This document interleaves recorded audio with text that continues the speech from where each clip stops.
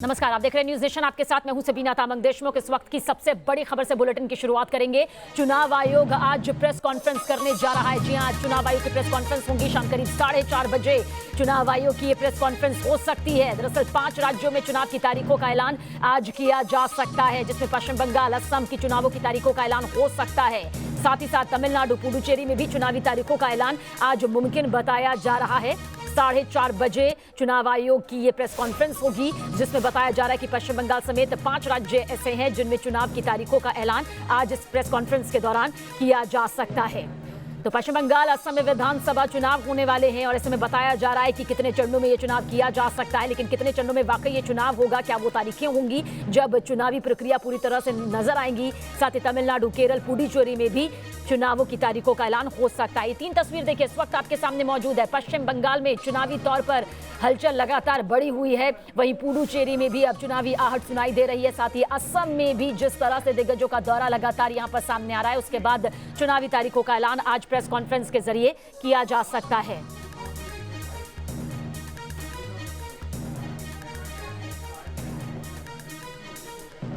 सीधा रुख करेंगे दिल्ली में। हमारे संवाददाता रवि सिसोदिया इस वक्त मौजूद है। रवि, कहा जा सकता है कि शाम 4:30 बजे का वक्त बेहद अहम होगा, क्योंकि उन राज्यों की तारीखों का ऐलान हो सकता है जहां पर अब चुनावी बिगुल बज जाएगा।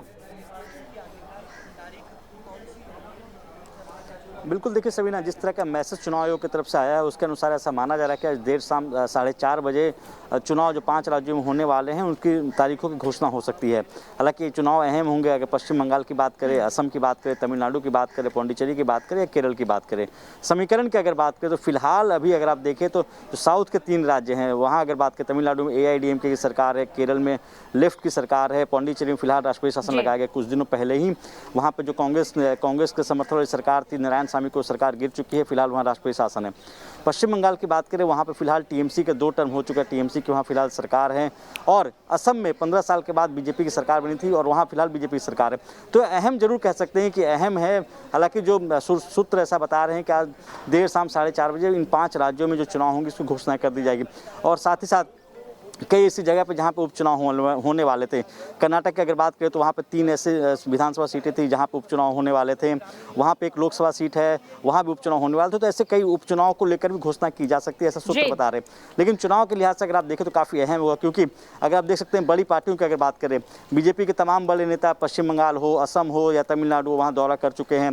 कांग्रेस की अगर बात करें तो राहुल गांधी लगातार तमिलनाडु हो, पौंडीचेरी हो, केरल हो या फिर असम हो, वहाँ लगातार दौरा कर रहे थे। तो जरूर कहा सकता है कि दोनों करेंगे। यहाँ पर रवि तपस भी हमारे साथ बने हुए हैं। तपस, क्या कुछ जानकारी यहाँ पर कही जा सकती है, क्योंकि शाम 4:30 बजे जब चुनाव आयोग की प्रेस कॉन्फ्रेंस होगी तो जाहिर सी बात है पश्चिम बंगाल विधानसभा चुनाव, क्योंकि अभी फिलहाल इसी पर ज्यादा फोकस यहाँ पर दिखाई दे रहा है। किस तरह की पूरी ये तारीखें यहाँ पर सामने आ सकती है, क्या सियासी समीकरण निकलकर चुनाव आयोग रख सकता है?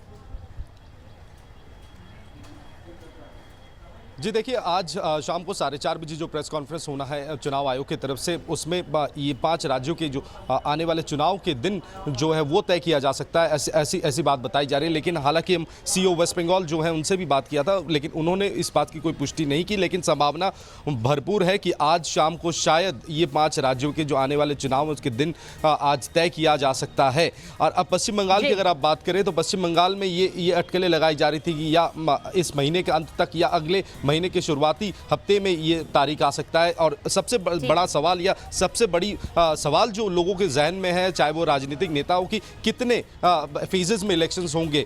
पिछले बार 7 से 8 फेजेस की बात की जा रही है। 4:30 बजे इसकी तस्वीर साफ भी हो जाएगी, क्योंकि 5 राज्य ऐसे नाम सामने आ रहे हैं जहां पर ये चुनावों की तारीखों का ऐलान हो सकता है।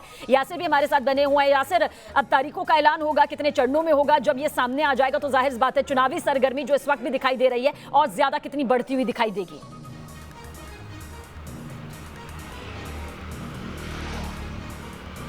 जी बिल्कुल, देखिए अगर हम केरला की बात करें तो केरला में 1980 के बाद हमने देखा है कि अल्टरनेट गवर्नमेंट्स बनती है, कभी लेफ्ट की तो कभी UDF की।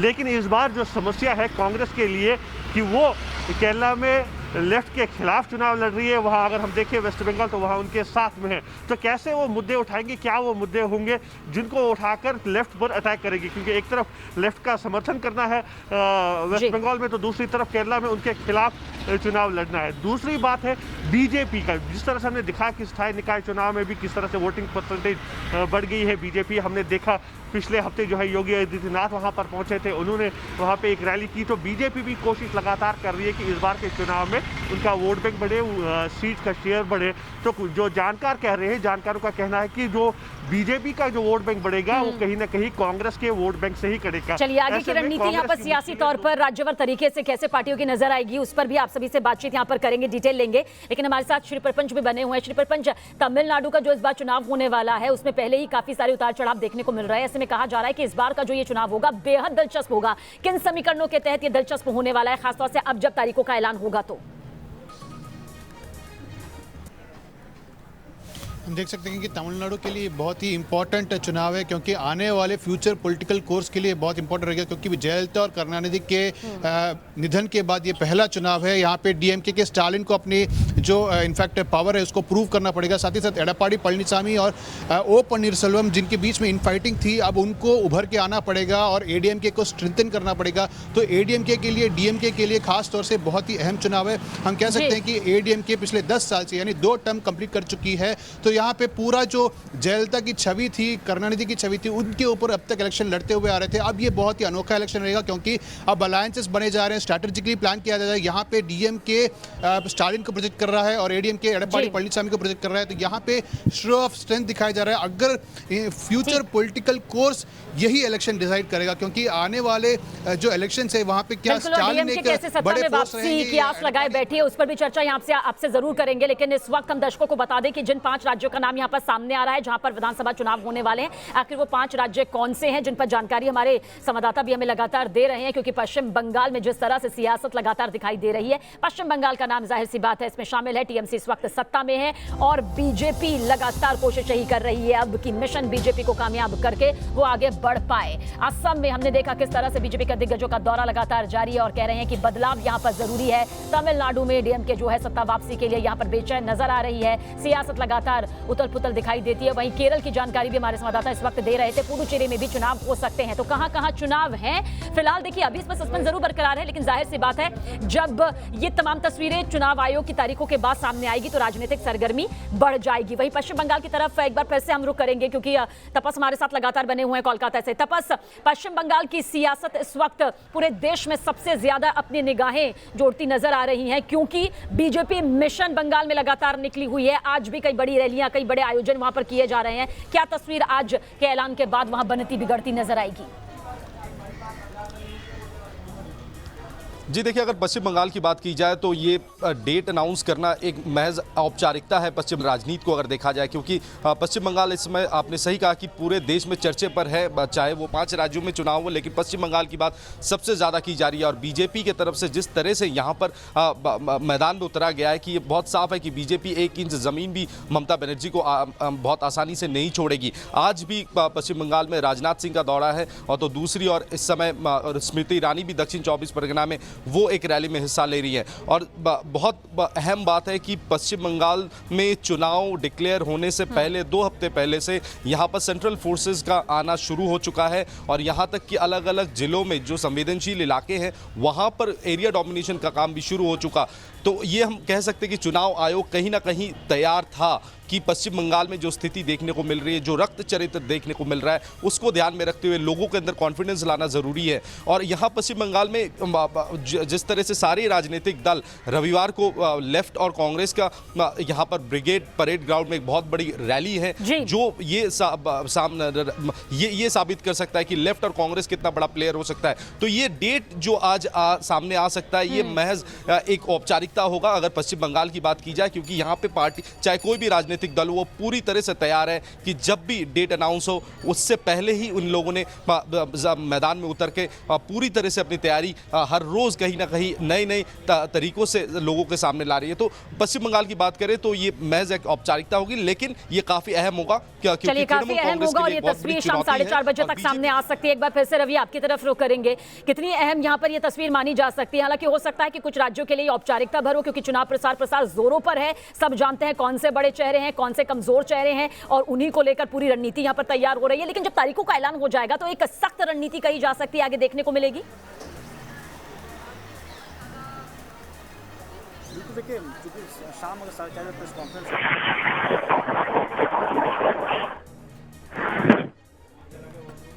चलिए रवि दोबारा से आपके पास रुख करेंगे, लेकिन यासिर एक बार फिर से आपकी तरफ यहाँ पर रुख करते हैं। जिस तरह से तपस बता रहे थे कि पश्चिम बंगाल की सियासत में देखा जाए तो आज की तारीख एक औपचारिकता भर नजर आती है, लेकिन अगर जिक्र केरल का किया जाए उसकी सियासत किस तरफ इशारा करती है? क्योंकि जाहिर सी बात है जिन राज्यों की तारीखों का ऐलान आज किया जाएगा वहां पर आगे की रणनीति अब उन्हीं के हिसाब से हम कह सकते हैं कि बनाई जाएगी।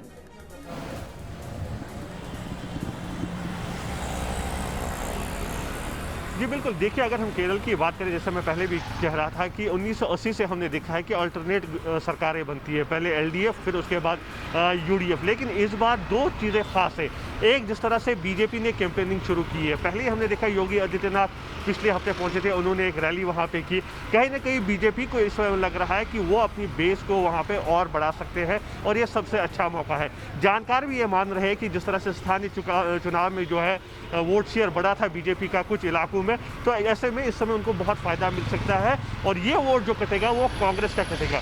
दूसरी तरफ जो है कांग्रेस के लिए दो बड़ी चीज़ें अहम है यहाँ पर। एक कि यहाँ पर उनको लेफ्ट के खिलाफ चुनाव लड़ना होगा और वेस्ट बंगाल में जब बात आती है तो लेफ्ट का समर्थन करना है। तो क्या मुद्दे होंगे जो वो उठाएंगे यहाँ पर? क्या यहाँ पर भी राष्ट्रीय मुद्दे ही उठाएंगे ताकि ज़्यादा जो है इम्पैक्ट ना हो लेफ्ट के साथ जो रिलेशन बन रही है? दूसरी बात राहुल गांधी की, क्योंकि राहुल गांधी जो है सांसद है वायनाड से, केरला से, और कितना वो दिखा पाएंगे कि वो जीत सकते हैं केरला और साथ ही साथ तमिलनाडु और पुडुचेरी, क्योंकि उनका मकसद ही वायनाड आने का था दक्षिण भारत में कांग्रेस को और वापस अपने वोट दिलाने का।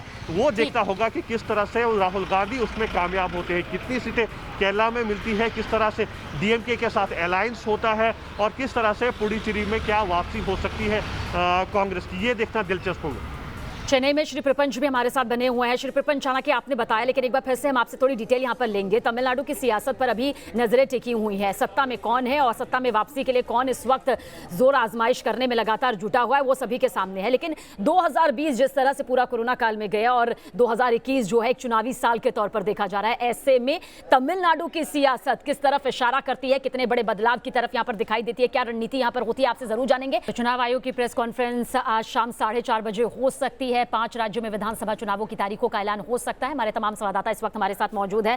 तपस, एक बार फिर से आपकी तरफ रुख करेंगे। पश्चिम बंगाल की सियासत की तरफ रुख करें तो 2019 के लोकसभा चुनाव में तो पीएम मोदी जो थे एक चेहरा थे और 18 सीटें वहां पर बीजेपी ने काबिज भी की थी। लेकिन ये विधानसभा चुनाव है और विधानसभा चुनाव के मुद्दे लोकसभा चुनाव से अलग होते हैं। क्या कुछ आपको लगता है कि चुनावों की तारीखों का ऐलान होगा, उसके बाद जो अभी चुनाव प्रचार प्रसार चल रहा है, रणनीति किसकी तरफ ज्यादा मजबूत नजर आती है, टीएमसी या बीजेपी या फिर जो दूसरी पार्टियां एक रोड़ो के तौर पर सामने आ सकती हैं?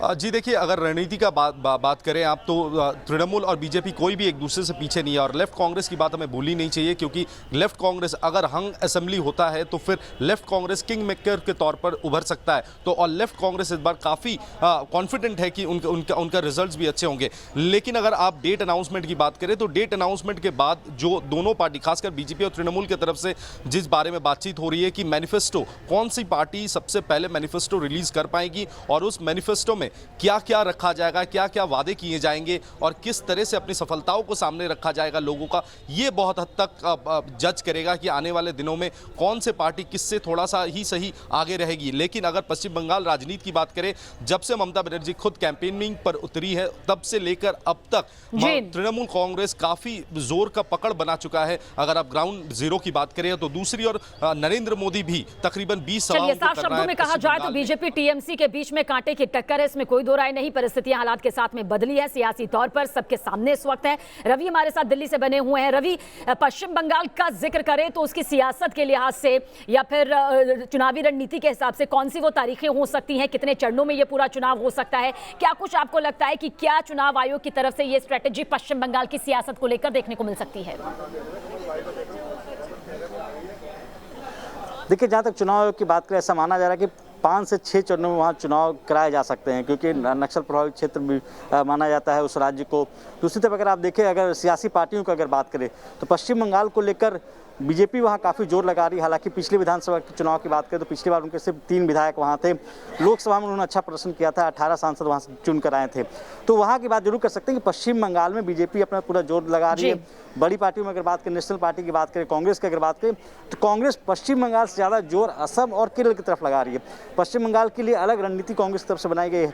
हालांकि अलायंस की घोषणा जरूर उन्होंने कर दी है कि वो लेफ्ट के साथ मिलकर वहाँ चुनाव लड़ेंगे, लेकिन जिस तरह से साझा रैलियों की बात की जाए उस तरह की कोई प्लानिंग वहाँ नहीं हो पा रही है फिलहाल। पहले 28 तारीख को माना जा रहा था कि एक रैली होगी, लेकिन चूंकि अब आचार संहिता लग जाएगी तो ऐसे में देखना होगा कि रैली होगी या नहीं हो पाएगी।